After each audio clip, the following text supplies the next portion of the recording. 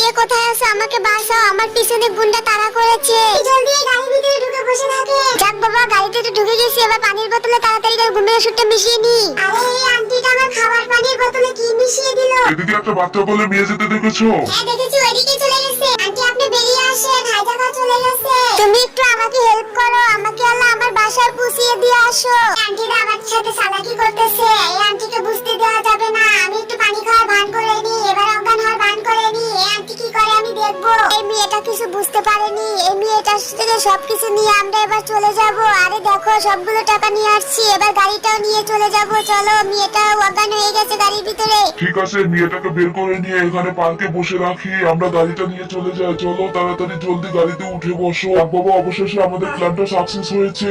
বন্ধুরা, আমার এই ভিডিওটা ভালো লাগলে একটা লাইক দিয়ে দিও। ওরে দুষ্ট আন্টি আঙ্কেল, তোমরা আমার সাথে দুষ্টামি করেছো, এবার তোমাদের আদর দিয়ে ছাড়বো। আরে এটা কি হলো?